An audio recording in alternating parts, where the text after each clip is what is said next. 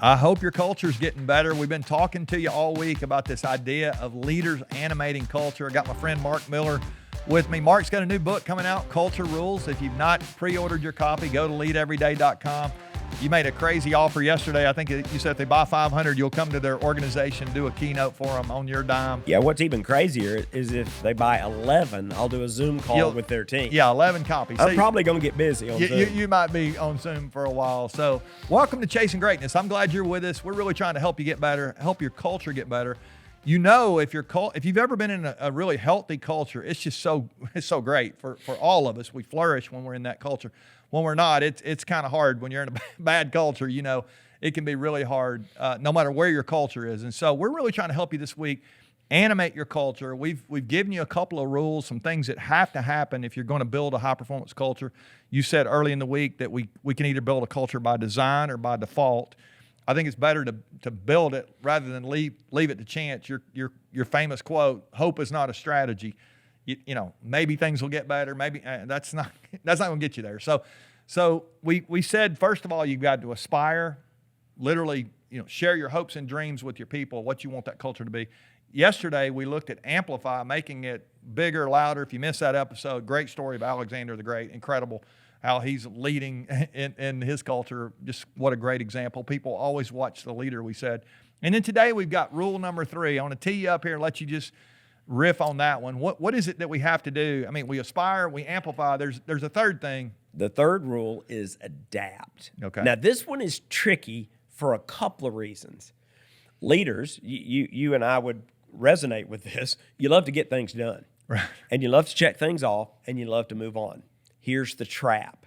If you have a clear aspiration and you amplify it well, your culture will begin to move toward that aspiration. Right. And if you're not careful, you'll think, I'm done, and you'll check it off. Yeah. But to adapt is to always work to enhance your culture. Because here's what happens. If you move into this protection mindset, you literally want to shrink wrap your culture. And when you do, you suffocate it. Yeah. I said a couple days back that a healthy, vibrant, thriving culture is a living, breathing organism. Yeah. If you wrap it in cellophane, you'll kill it. It dies. Yeah. You'll kill it. Yeah. And so leaders have to be open to enhancing their culture, and they always need to be trying to figure out how should they enhance their culture. Yeah. Okay. So talk about that. What are some things they can do to adapt? I mean, give me some. So I would suggest that folks look in 3 primary domains. This is not an exhaustive list. Okay. But first, look for critical gaps. Are there things that aren't right? Are there things that aren't healthy? Are there things that aren't productive about your culture? Start there. Yeah. Second, look at any strengths that you may want to double down on. Yeah. Because if you're really good at something and you get significantly better, you just enhanced your culture. Yeah. And third, you might look, are there any new capabilities that you would like to add to enhance your culture? Let me give you an example, because some people look at me kind of funny and go, what's that mean? I think here at Chick-fil-A, probably 15 years ago, Dan Cathy decided that he wanted us to focus on innovation. Now, it's not that we didn't have any innovators. Truett was the original innovator with the Chick-fil-A sandwich. But he wanted us to become more innovative across the board. And so we began to do things to amplify that aspiration. In essence, we were adapting the culture. And I would argue we're far more innovative today than we were 15 years ago. Yeah. As an organization, that was an example of a leader saying, I know how we can enhance our culture. Yeah, that's good. Okay, so I want to go back to number 2, and I want to talk here for a second. What if the person listening says our culture's pretty good, where, you know, we feel good, and you talked about even at that point, isn't it true that success? You say this in the book, even that success can be more of a liability than an asset. I mean, it can lead to entitlement and complacency. Some of that. Talk about the danger of satisfaction. I mean, you've got. We're talking about chasing greatness. Like, if we're not careful, we'll stop chasing, right? You got to remain vigilant. And I would say every culture can be enhanced. The deeper those no matter how good roots it is. go, the more aligned your people are, right? That's how you ultimately figure out how strong is a culture.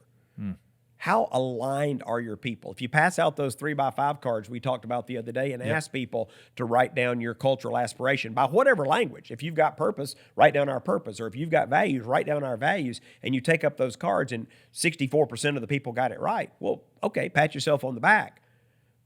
That number can go up. Yeah. It's not 100%. Right. And so I think that you always need to work to strengthen your culture. And if everything is just smashing, perfectly fantastic in your culture, then I think you would want to focus on how can you leverage that? How can you steward that strength and add new capabilities? Yeah. Well, what would make this culture even better, right? The third rule is about always enhancing. Yeah. And you can enhance from a position of strength just as well as you can enhance from a position of weakness. Of weakness or a gap, yeah. I like, you and I've talked about this before. It's almost like and I think Chick-fil-A would fall into this. They're not really trying to be the best. They're trying to be the best quick serve restaurant, but really you're just trying to be, how good can you be, right? I think really great leaders are competing against themselves as much as they are the perceived competition. Is that fair? Well, Truett used to challenge us, why do you want to focus on getting bigger? Why don't you just focus on getting better? He said, and if you get better, the customers will demand that we get bigger. Yeah, that's so good. That's so good. So as we wrap that episode, I just would encourage you to take a look at your culture. If there are things you need to do to adapt, maybe you do have a glaring critical gap. You've said one thing you want to be true and you look at it and it's still not where you want it to be. Maybe you've just been thinking about this week for the first time. Literally, there might be something that you say, this is our biggest gap. You start there. That's a great place. Or maybe you have been very successful. You're feeling really good about your culture. You could double down, as Mark's saying, on an area of strength and could get to a even better place. How great can you be? It really is up to you. You get to decide how much you really want to pursue what we're talking about. But your people are going to benefit if you keep chasing greatness when it comes to your culture. We always have to adapt. We're always going to seek to raise the bar if we're going to be the very best that we can be. All right, we love you guys. We're going to have more. Mark, you stick around. We're going to share more with them tomorrow as we continue to talk about culture rules. Get your copy if you haven't. We'll see you for tomorrow's episode. We love you guys.